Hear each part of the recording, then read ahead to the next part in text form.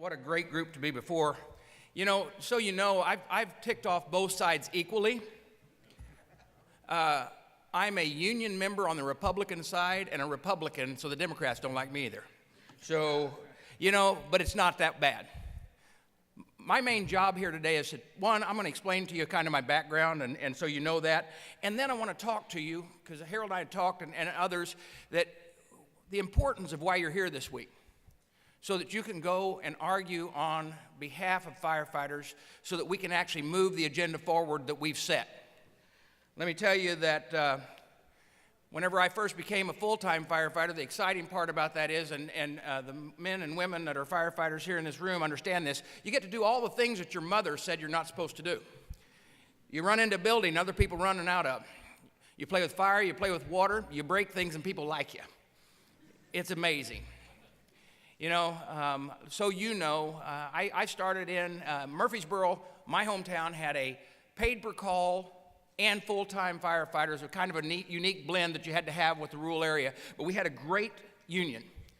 Our union, the paid per call members respected them tremendously, and actually our union had actually raised to the state of Illinois to be one of the union representatives in the state. And because of that, I'm working with him.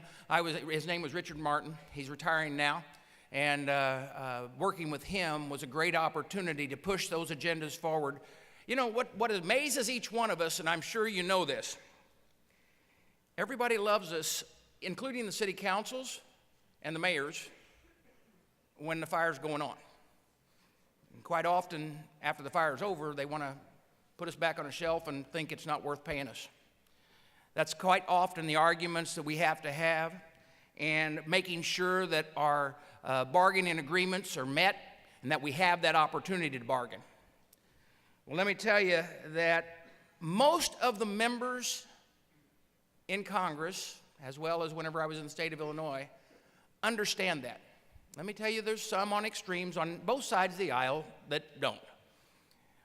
And those are the ones that, I don't know how many of you know your scripture well, but Christ talked about going to witness to people, and then what you do is you try to go in and you talk to them, and if they don't get it, you dust your feet off and move on. Understand you need a majority, you don't need them all. And we need to make sure that they understand that what you do is vitally important. And what you do and the members that you represent, that you're representing here today, is vitally important. Maybe some of them might need to understand what it's like to be on a fire scene when you lose a child.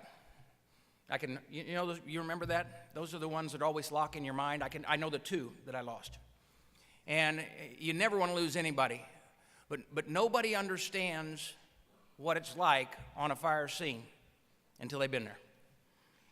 They can say they do, but they don't.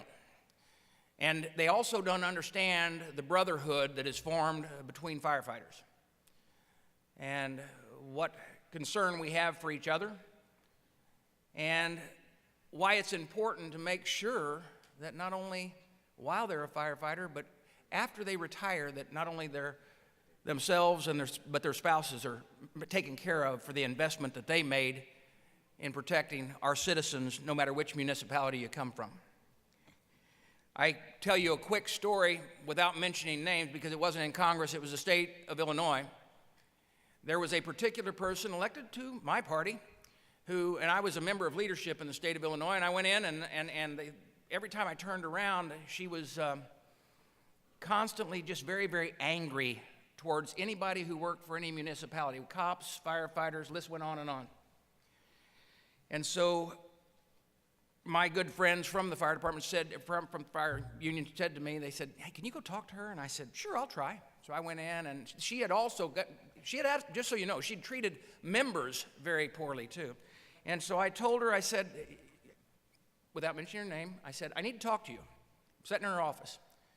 And she said, "Yeah." I said, all of us come from kind of unique backgrounds, and I want to tell you that you need to listen to everybody that comes before you.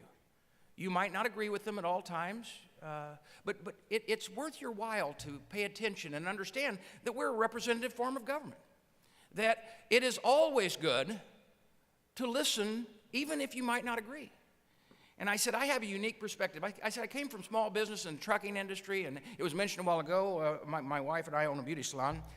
I don't do hair, but I fold a mean towel. But I explained to her, I said, I come from a very diverse background. I said I was a union firefighter. She said, I hate firefighters. There are those that are a lost cause. So when you go and start to talk to these members of Congress, don't write them off as a lost cause, but at least try. Because I tell you this, one thing I've discovered as not only my job in the state of Illinois, but also out here.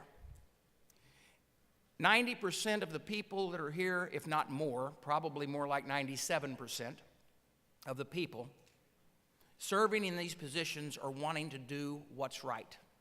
They're good people, regardless of which side of the aisle they're on. They're striving to make this nation better and striving to make sure that people have jobs and the jobs they have are good quality paying jobs that they can raise their family on, that they can work towards a retirement, they can encourage their kids to get involved in their communities, and maybe follow in their footsteps in that same job. So as you move forward over the next couple days, remember that. They're just regular old ordinary people. Like I'm a old jarhead, and who happen to be blessed so much in this nation to have the opportunity to serve in the United States Congress.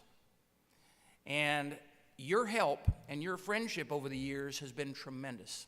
And I thank you so very, very much for that. Because you are one of the groups that step forward and realize it's the person that you're supporting, not one party or the other. You move forward to support those who support you in your endeavors. I'm glad that I have the opportunity to do that. I couldn't think of a better group that I can argue and fight for than my firefighters around this nation. God bless you and thank you for what you do.